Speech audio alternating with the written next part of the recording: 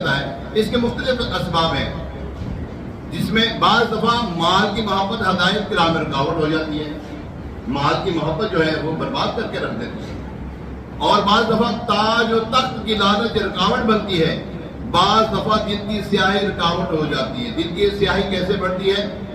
نبی پاک علیہ وسلم کے حدیث مبارکہ مفہوم ہے، کتابوں میں یہ مضمون موجود ہے، جب بندہ ایک گناہ کرتا ہے اس کے دل پر سیاہ نقطہ لگا دیا جاتا ہے، ڈاٹ سیاہ نقطہ لگا دیا جاتا ہے۔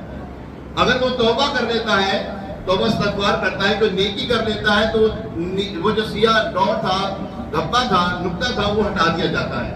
اور اگر توبہ نہیں کرتا، گناہ پہ گناہ، گناہ پہ گناہ، گناہ پہ گناہ کرتے، تو یہاں تک کہ اس کا دل جو ہے وہ سیاہ ہو جاتا ہے۔ اب اس کے اوپر ہدایت کی بات اثر نہیں کرتی، نصیحت کی بات اثر نہیں کرتی، پھر ہدایت کی طرف نہیں آتا۔ وہ ابو جہل کے ساتھ کیا ہوا؟ یہی تو سب کچھ حضور صلی اللہ علیہ وسلم کے معجزات طلب کرتا رہا۔ اے محمد صلی اللہ علیہ وسلم، اگر تم اللہ کے نبی ہو تو یہ چاند کو توڑ کے دکھاؤ، اگر تم اللہ کے نبی ہو تو میرے ہاتھ میں مٹھی میں کیا ہے بتاؤ کیا ہے۔ یوں اس طرح وہ کرتا رہا، ہدایت نصیب میں نہیں تھی، کیونکہ اس کا دل سیاہ ہو چکا تھا، بد باطن ہو چکا تھا، تو لہذا اس کو ہدایت نہ ملی۔ گناہ جو ہے یہ ہدایت کی راہ میں رکاوٹ بن جاتے ہیں۔ گناہ کوئی گناہ تو ایسے خطرناک ہوتے ہیں، ماں باپ کی نافرمانی کا گناہ بہت خطرناک ہے۔ فرمایا اللہ تبارک تعالیٰ اگر کسی گناہ کی سزا دنیا میں دے یا نہ دے، لیکن ماں باپ کی نافرمان کی سزا دنیا میں ضرور دیتا ہے، تو یہ بہت سنگین گناہ ہے۔ اولیاء کرام کی شان گستاخی کرنا بہت بڑا گناہ ہے۔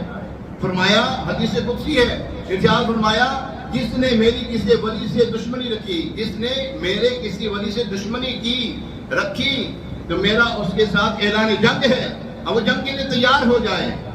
پھر آگے اور حدیث مبارکہ کا مکمل حصہ آگے اور بھی زیادہ، جو میں اکثر آپ کو کہتا رہتا ہوں کہ جب بندہ نوافل پڑھ کر فرائض کے بعد نوافل کی کثرت کرتا ہے تو وہ اوپر پا لیتا ہے، یہ دیگر چیزیں آ جاتی ہیں۔ بہرحال گناہ جو ہے وہ ہدایت کی راہ میں رکاوٹ بن جاتے ہیں۔